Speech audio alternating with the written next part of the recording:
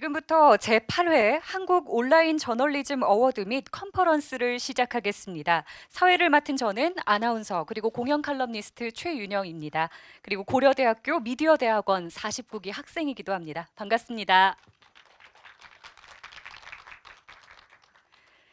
네, 한국 온라인 저널리즘 어워드는 2012년 시작해서 올해로 8회째입니다. 이 어워드는 국내의 척박한 온라인 저널리즘 생태계를 풍성하게 하려는 취지로 한국 온라인 편집기자협회가 만들었으며 작년부터 고려대 미디어대학원 정보문화연구소와 공동 주최하고 있습니다. 지난 7년 동안 200여 명에 이르는 수상자들은 국내 온라인 저널리즘 네트워크의 핵심 동력이 됐습니다. 올해 시상식은 강함수 에스코토스 대표와 수상자들의 강연으로 국내 온라인 저널리즘의 흐름과 경험을 공유하는 자리가 될 것입니다. 오늘 행사에는 갤럭시 버즈와 블루투스 스피커 등 경품이 아주 푸짐합니다. 시상식 후에 경품 추첨이 있으니까요. 끝까지 자리를 지켜주시면 감사하겠습니다. 강연마다 질문도 많이 올려주시면 더 좋을 것 같아요. 질문은 사전에 주최 측이 보낸 문자의 링크를 클릭하시고 질의응답방에 질문을 올려주시면 됩니다.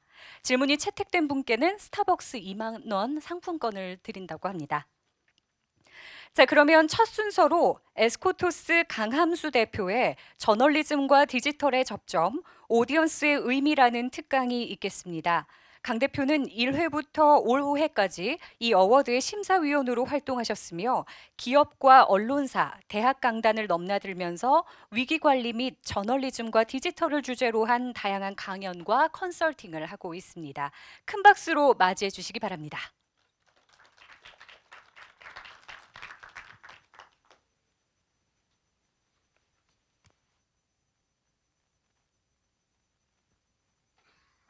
네, 안녕하세요. 강함수라고 합니다. 반갑습니다. 네.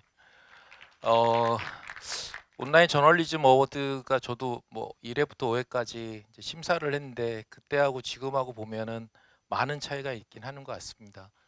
저는 오늘 그 한 20분 정도 강의를 할 건데요. 그 저널리즘에서 디지털이 갖는 의미가 무엇인가에 대한 부분들을 좀 이야기를 좀 하고자 합니다. 먼저 제가 말씀드리고 싶은 거는 저는 이제 저널리즘 쪽에 업무를 하는 그런 사람은 아니지만 이제 저 밑에 보시면 전략적 커뮤니케이션 또 PR과 관련된 업무를 하고 있습니다. 이제 저 PR은 미디어하고의 이제 관계 속에서 일을 할 수밖에 없는 상황인데요. 저 디지털이 생기면서 지금 보이는 그 벤다이그램처럼 디지털을 중심으로 미디어, 그다음에 저널리즘, 그다음에 컨텐츠 사업자들, 주체자들 모든 영역들이 하나로 이렇게 묶여가는 그런 흐름들을 갖고 있습니다. 특히 또 이 전략적 커뮤니케이션 영역에도 이런 컨텐츠를 생산하는 특히 기업들도 브랜드들도 이제 온드 미디어라고 해서 자사들의 미디어들을 강화시키면서 예산을 많이 투입하고 있습니다. 모 그룹 같은 경우는 블로그 형태의 미디어에 연간 10억 이상들을 쓰고 있어요. 그러면 어떤 뭐 삼성전자 같은 경우는 뉴스룸이라고 해서 최근에 보신 적 있으신가요? 오리지널 컨텐츠, 영화 같은 거를 만들어서 자사 유튜브와 자사 채널을 통해서 공급하고 있습니다. 최근에 뭐 한지민이 출연한 그런 영화를 만들고 한 1억 부 정도가 도달이 되고요. 그런 미디어가 만드는 컨텐츠와 또 우리 기존 미디어가 만드는 뉴스 컨텐츠, 또 새롭게 이제 저널리즘적인 역할들을 하는 컨텐츠, 또 하다못해 요즘에 뭐 드라마가 나오는 그런 컨텐츠들이 다 묶여가는 영역들이 되고 있습니다. 문제는 뭐냐면 왜 이렇게 디지털이 새롭게 영역들을 묶어가느냐? 결국은 오디언스 때문에 그렇습니다. 그러니까 오디언스가 없는 미디어는 있을 수가 없다라는 것이죠. 그죠? 오디언스가 없는 컨텐츠가 작동이 되겠습니까? 많이 제작이 됩니다. 영화도 제작되고 드라마도 제작되고. 근데 히트쳤다라는 영화 같은 컨텐츠들의 소비를 보면 오디언스의 외면을 받으면은 이제 실패하는 것이죠. 저는 오늘 디지털이 우리 저널리즘과 미디어에게 주는 그런 중요한 의미는 뭐냐면 이 오디언스에 대한 고민을 이제는 진지하게 해야 된다라는 그런 부분들을 말씀드리고자 합니다. 그 먼저 들어가기 전에 좀 몇 가지 이야기를 좀 하면서 시작을 하면 좋을 것 같습니다. 미국의 클리브랜드라는 병원 체인이 있습니다. 이 병원 체인에서 보면 뉴스룸이라는 제목으로 갖고 있는 웹사이트하고 헬스라는 그 웹사이트를 갖고 있습니다. 뉴스룸에는 자기네들이 이제 릴리즈를 하고 보도자료를 하고 미디어들에게 커뮤니케이션하기 위한 그런 자료들과 또 클리브랜드가 어떤 회사인지 어떤 병원인지 어떤 의사들을 갖고 있는지 이것들을 스토리를 해서 컨텐츠를 공급하고 있고요. 헬스라는 저 블로그는 블로그 형태의 컨텐츠는 실제로 저 병원에 소속되어 있는 의사들이 우리 고객에게 줄 수 있는 건강 정보와 질병 정보들을 정리하고 취재해서 컨텐츠를 공급하고 있습니다. 병원이 컨텐츠를 공급하고 있습니다. 왜 그렇다는 거지? 왜 그렇게 활동을 하냐는 것이죠. 건강질병 주제에 관련된 컨텐츠를 미디어에서 의사를 취재해서 글을 써서 건강과 관련된 기사를 내는 게 아니라 의사가 직접 자기의 지식을 갖고 에디터를 내부에 둬서 컨텐츠를 만들어서 고객들에게 전달을 해요. 자, 그러면 이 클리브랜드의 헬스라는 블로그의 미디어는 저널인가요? 아닌가요? 저널리즘적인 역할을 하는가요? 안 하는가요? 근데 왜 클리브랜드는 왜 이 일을 하는가요? 무엇을 위해서 하는가요? 역시 독자를 위해서 하는 겁니다. 우리가 기업에서 얘기할 때는 고객이겠죠. 최근에는 고객이라는 단어, 잠재고객 고객이라는 단어보다는 이제는 우리의 오디언스라는 단어를 브랜드에서 쓰기 시작합니다. 오디언스를 찾아야 된다라는 얘기를 하는 것이죠. 이 클리브랜드의 에디터였던 사람이 얼마 전에 컨퍼런스에서 이런 얘기를 합니다. 우리의 고객의 페르소나는 65세의 주디 같은 사람이야 라고 얘기를 해요. 이 주디라는 그녀는 건강 관련돼 있는 정보들을 너무나 찾고 싶어하고 얻고 싶어하고 내 몸에서 이상이 생기는 그런 징후에 관련돼서 물어보고 싶어하다는 얘기를 합니다. 그래서 이 에디터는 이 사람들에 대한 오디언스의 정보들을 세이지에서 들어오는 정보하고 그다음에 웹트랙에서 들어오는 정보를 통해서 분석을 하고 거기에 따라서 사람들의 니즈를 찾고 그리고 가장 중요한 거 그들과 우리는 어떻게 공감할 것인가 공감할 수 있는 컨텐츠 공감할 수 있는 정보를 어떻게 만들 것인가 라는 것을 고민한다고 얘기를 합니다. 그러면서 이야기를 풀어가는데요. 우리는 우리의 고객이 원하는 것을 얘기할 수 있는가라는 고민을 해요. 그들에게 도움이 되고 그들에게 관계를 맺고 그들에게 영감도 주고 그럴 수 있는 정보를 어떻게 제공할 수 있느냐라는 문제를 얘기를 합니다. 많은 신문과 많은 저널과 많은 경쟁사에서 건강 정보를 제공하는데 그것과 다르게 우리는 우리 고객의 우리 오디언스의 삶 속에 있는 건강의 정보들을 어떻게 발굴할 것인가를 초점 맞추고 있다라고 얘기를 합니다.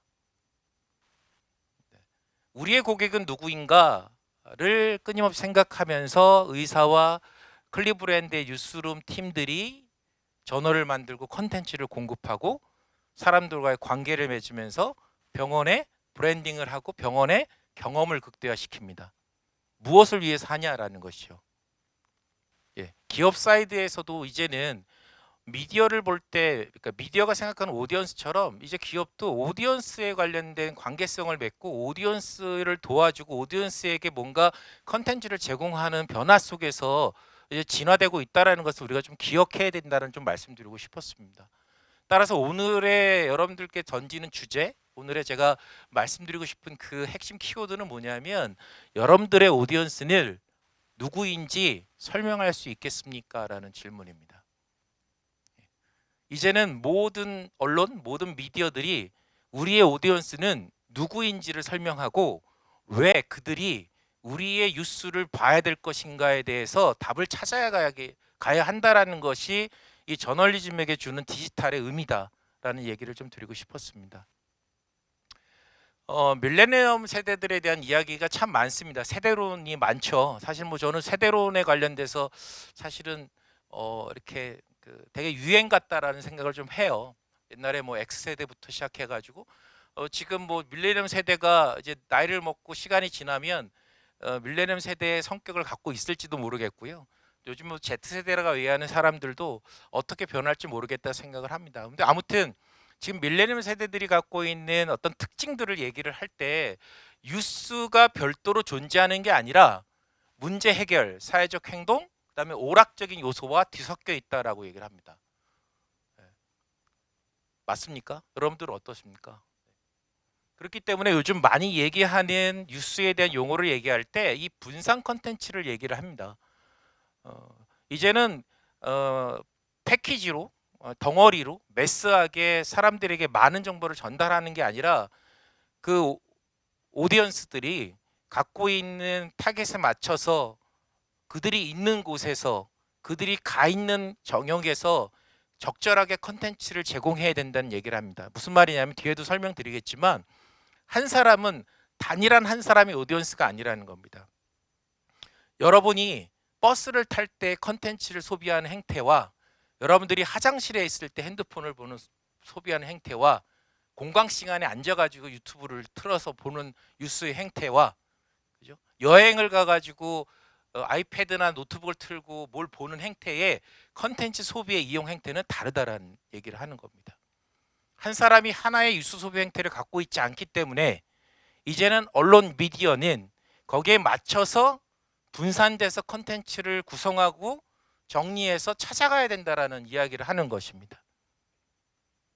그래서 요즘 얘기하는 것은 이렇습니다. 지금 디지털이 갖고 있던 큰 힘은 우리의 미디어 오디언스를 변화시켰고 변화시키고 있고 변화해 가고 있습니다. 그래서 우리가 얘기하는 분절된, 분산된 오디언스를 우리는 이해해야 된다는 것입니다. 동시에 같은 것을 모두가 읽는다는 것은 이제는 식상하다라는 것이죠. 왜 종이신문, 아침에 배달하는 종이신문을 보지 않을까요? 종이신문이기 때문에 그렇지 않습니다. 1면부터 40면까지 볼 이유가 없습니다. 식상하시죠? 네. 그죠? 오디언스들은 더욱 세분화되고 또 특정하기가 어려워집니다. 헤드라인만 읽고 끝낼 수도 있고요. 하나의 기사만 볼 수도 있고요. 또 나에게 불필요한 것은 아예 없어버릴 수도 있습니다. 찢어버리고 없을 수 있습니다. 나의 뉴스피드에 내가 필요하지 않는 거를 삭제해버릴 수가 있다는 것이죠. 이거는 한 사람이 다양한 행태를 보이고 있다는 거죠. 여러분들 그렇지 않습니까? 그렇죠? 저는 아까 오면서 봤던 이동하면서 보는 영상 컨텐츠와 어느 좀 카페에 앉아서 누굴 대기할 때 보는 컨텐츠들이 참 다르고요. 그래서 요즘에 미디어에서 새롭게 뉴미디어에서 새롭게 얘기하는 오디언스 정의를 뭘 봐야 되냐면 새로운 모멘트를 봐야 된다라고 합니다. 우리 오디언스들이 어떤 순간에 어떤 접점에 있냐에 따라서 그들의 행태와 소비자 행태와 컨텐츠를 소비하는 것들이 다르기 때문에 미디어도 그것들에 대한 고민을 해야 된다라는 이야기를 하고 있습니다. 자, 그렇다면 우리는 매스하게 가야 되겠습니까? 니치하게 가야 되겠습니까? 우리는 두 가지밖에 없었습니다. 매스 아니면 니치였습니다. 근데 이 두 가지가 틀리다라는 것이죠. 이제는 매스하게 미디어를 전달했을 때 사람들은 아까 말씀드린 것처럼 이용 행태가 다르기 때문에 그거에 대한 정보들을 수용하기가 어려워지는 것이죠. 최근에 미디어들에 대한 뉴스에 대한 신뢰는 우리나라는 제일 꼴찌입니다. 자, 뉴스에 대한 신뢰를 물어보는데 꼴찌인데, 자, 모든 신뢰에 대한 부분들을 얘기할 때, 자, 뉴스를 만드는 주체에 대한 신뢰가 떨어지는 건지 아니면 그 뉴스 자체, 상품 자체에 대한 신뢰가 떨어지는 건지는 알 수는 없습니다. 그죠? 여러분들은 뉴스를 생산하는 주체들에 대한 신뢰가 있으십니까? 점점점 떨어지죠. 그죠? 기존의 미디어에 대해서. 또 그 미디어에서 만들어내는 뉴스에 대한 신뢰도 또 떨어지고 있습니다. 근데 이것들을 만들어 가기 위해서는 이거를 회복하기 위해서는 뭘 해야 되느냐? 이제는 오디언스에 대한 정확한 의미를 파악하고 그들을 어떻게 발굴할 것인가 고민을 해야 된다는 부분입니다. 얼마 전에 이제 오래전인데 대학생활 랩이라는 에브리타임에서 서베이를 했던 데이터인데요. 뭐 어떤 매체를 더 신뢰하느냐 문제입니다. 저는 이 서베이들을 보면 신뢰도가 높은 매체가 뭐냐를 보는 것보다 무응답 중에 모른다라는 응답이 얼마나 있는지를 보거든요. 신뢰한다, 신뢰하지 않는 응답보다 모른다, 이 매체를 모른다는 응답이 더 많아요. 학생들이 자체가. 예. 대학생들에게 어떤 매체를 좋아하냐? 그러면 네. 우리가 잘 모르는 뭐 시간 지났기 요 좀 1, 2년 지났기 때문에 없어진 매체도 있습니다. 연플리 같은 거나 이런 채널들은 없어졌죠. 예, 그래도 여러분들도 느끼시는 거지만 요즘에 우리가 찾는 컨텐츠 공급하는 그런 미디어 채널 같은 것들은 유튜브에서 나오는 여러 가지 채널들이지 않습니까? 그죠? 페이스북에서 공급되는 영상들인 것이죠. 이런 변화들이 존재를 하고 있는 것이죠.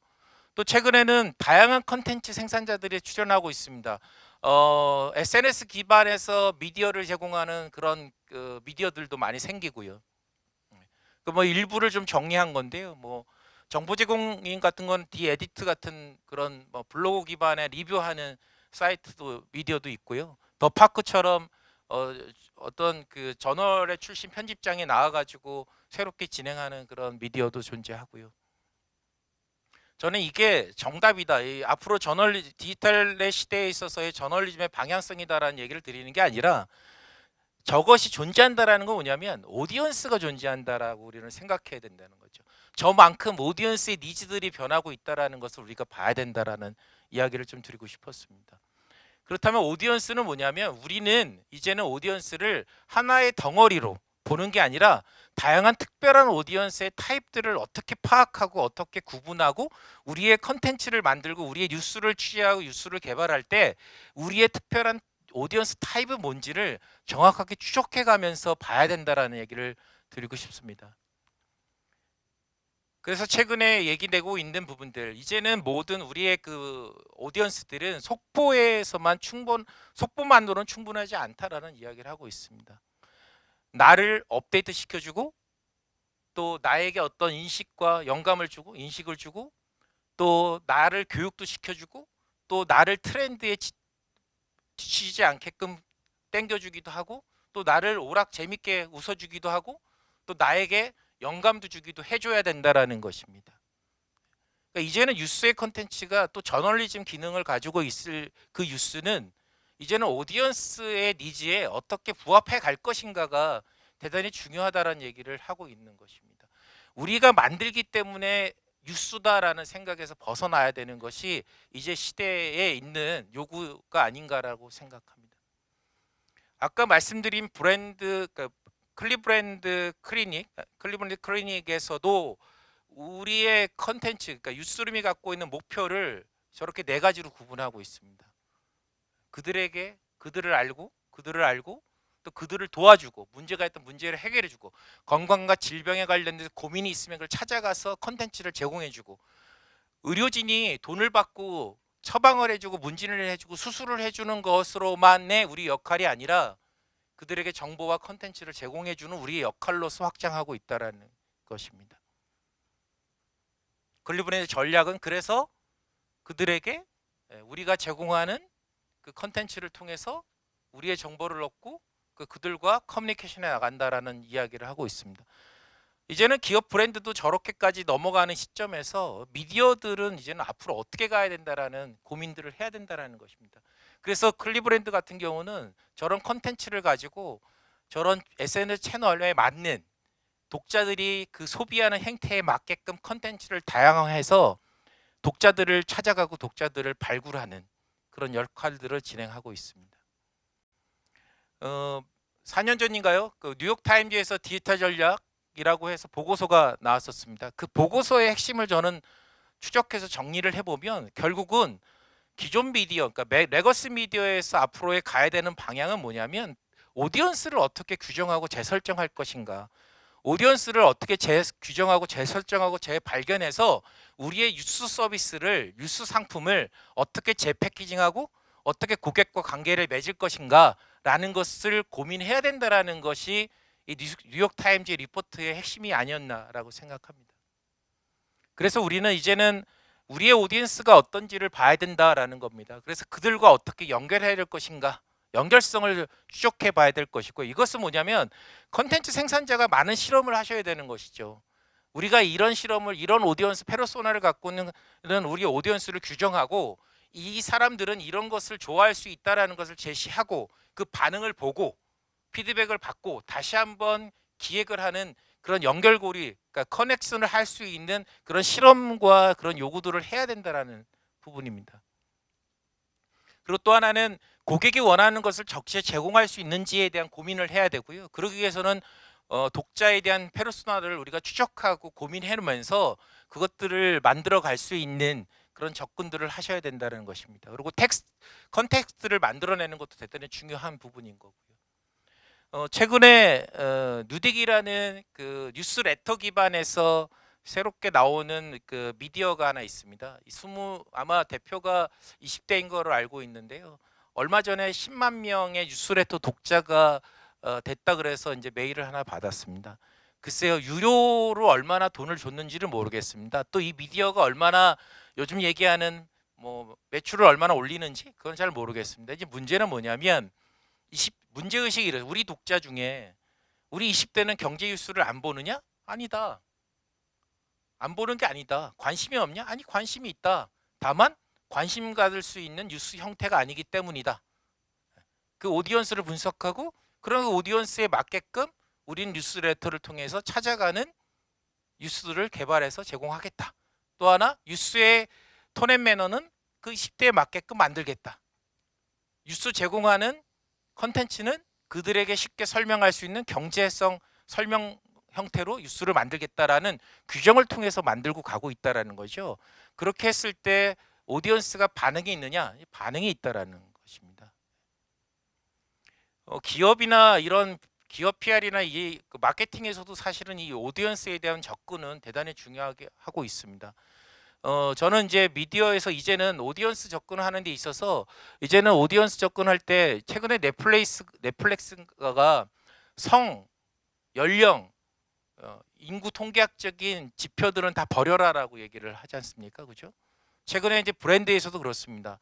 나이, 학력, 성별 이거는 오디언스를 규정하지 않는다라고 얘기합니다.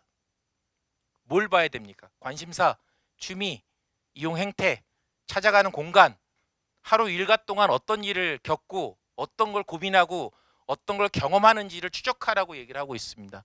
이제 그것을 이제 커스터머 저니라는 얘기를 하고 있죠. 브랜드에서 저니를 추적해서 오디언스를 파악하라는 얘기를 하고 있습니다.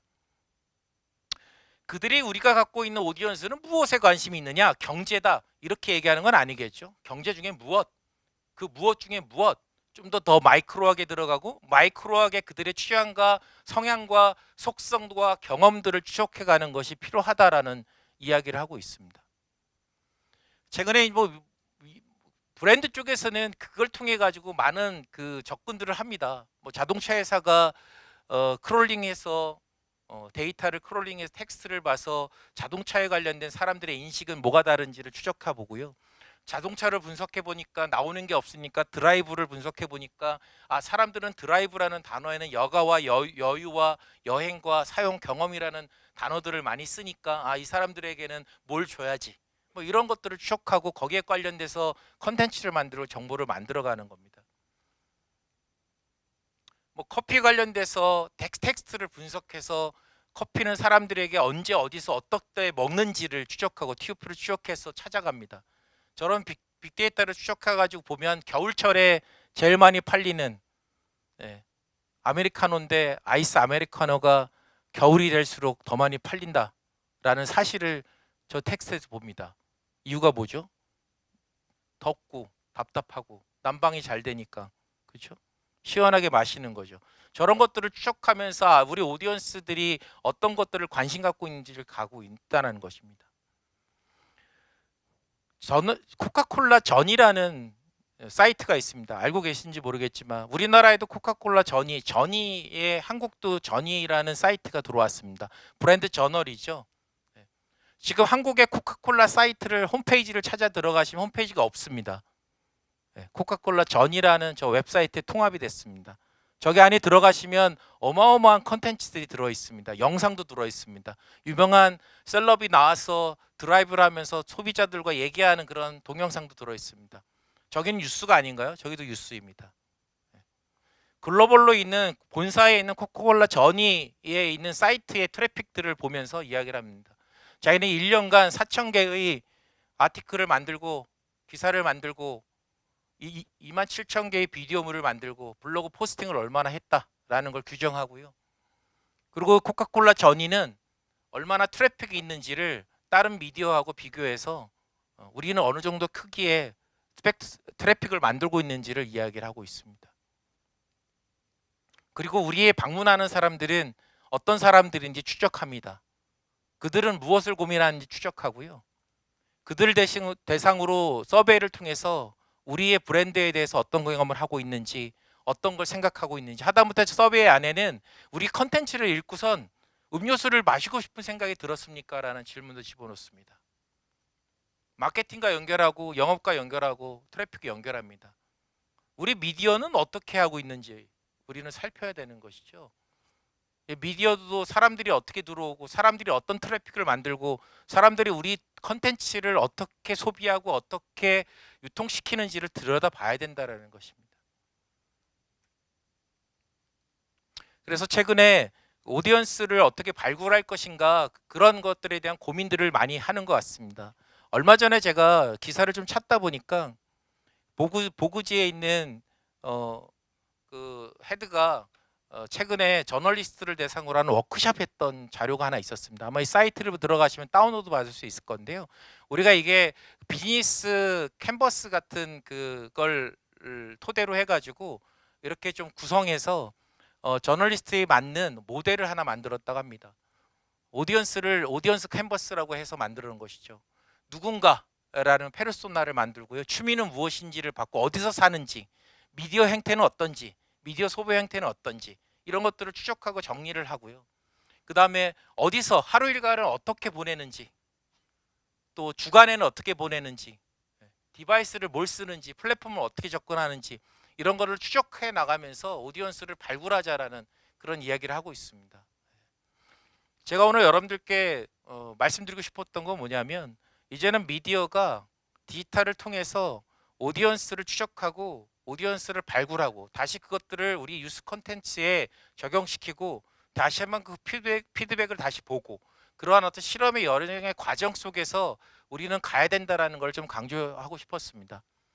마지막으로 말씀드리고 싶은 겁니다. 여러분들의 오디언스는 누구입니까? 라는 주제를 갖고 추적해 가는 게 필요하다고 보고요. 저는 온라인 저널리즘 어워드에서도 사실은 이 우리의 오디언스에 만든 것들, 그 오디언스를 고민하고 그런 컨텐츠, 뉴스 컨텐츠를 만든 것이 저는 수상이 되고 그것들이 사람들에게 각광받는 게 아닌가 이제 그렇게 생각하고 있습니다. 이제 발표를 여기까지 마치도록 하겠습니다. 고맙습니다. 네, 유익한 강연해주신 강함수 대표님께 다시 한번 큰 박수 부탁드리겠습니다. 네, 그러면 이어서 방금 전에 진행됐던 강연과 관련해서 여러분들께서 보내주신 질문 가운데 몇 가지를 좀 답변을 듣도록 하겠습니다. 링크를 조금 확인을 해볼게요.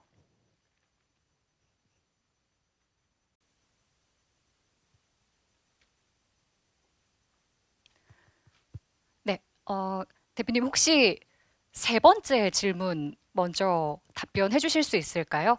레거시 미디어와 관련된 방향과 관련된 질문입니다.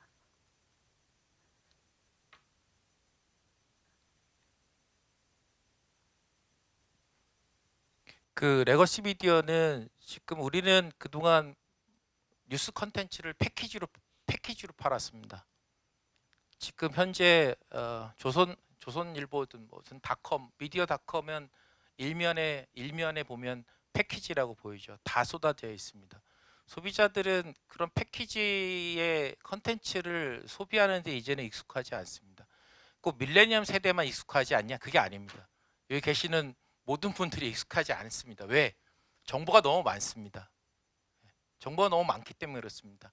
내가 원하는 정보를 또 내가 원하면 찾을 수가 있기 때문에 그렇습니다. 그러니까 저희는 레거스 미디어의 컨텐츠라고 본다면 오디언스가 누구냐 그랬을 때는 저는 그 레거스 미디어가 만들어내는 뉴스들에 대한 각각이 갖는 오디언스를 규정할 필요가 있다고 생각합니다. 그게 뭐 하나를 규정하는 게 아니라 우리가 볼 수 있는 페르소나들을 조금 펼쳐놓고 봐야 된다고 보고요. 그러기 위해서는 버티컬로 오디언스를 들여다봐야 된다고 생각합니다. 그거를 뭐 시즌별로 볼 수도 있는 거고요. 아니면 예를 생활 유통지면이라 그랬을 때 우리가 시즌별로 어떤 오디언스를 규정해 놓고 시리즈물로 탐색도 하고 취재도 해갈 수도 있는 것이고요. 예, 어떤 경우는 어떤 컨텐츠 유수 취재를 해가는 데 있어서 그 유수 취재에 대한 오디언스만을 추적할 수가 있는 것이고요. 그러니까 대단히 마이크로 해야 된다고 보고요. 그러기 위해서는 좀 더 오디언스를 들여다볼 수 있는 그런 시각이 있어야 되는데 그게 이제 미디어를 다루는 취재를 다루는 편집 기자뿐만 아니라 이제 데이터를 들여다보고 트렌드를 들여다보는 또 기능이 또 함께 있어야 되지 않을까 그렇게 생각합니다. 네. 네, 고맙습니다. 자, 그러면 이어서 한 가지만 더 질문에 대한 답변을 부탁드리겠습니다.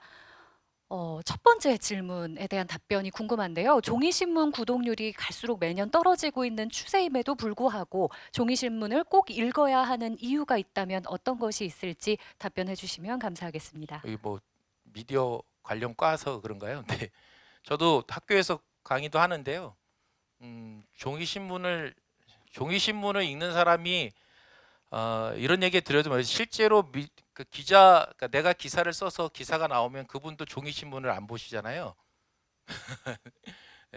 홍보실, 기업 홍보실, 요즘 기업 홍보실도 지면을 종이로 안 봐요. 아이서퍼라고 이렇게 이제 온라인 시스템으로 언론진흥재단에 제공하는 걸로 가판을 보고 클리핑해서 올리고 그러거든요. 그 종이를 볼 일이 없죠, 사실. 예전에 언론사 공부하는 사람들이 종이신문 보는데 종이신문을 봐야 되는 이유라 본다면 지면으로 보는 것들에 있어서 어떤 아젠다가 경중이 있는지, 어떤 아젠다가 경중이 있는지, 또 헤드라인과 구성과 이런 것들이 어떻게 스토리를 전개하는지를 보려면 지면으로 보긴 봐야 됩니다. 그런데 이제 그거는 이제 업을 하시는 분들은 보셔야 되는 거고요.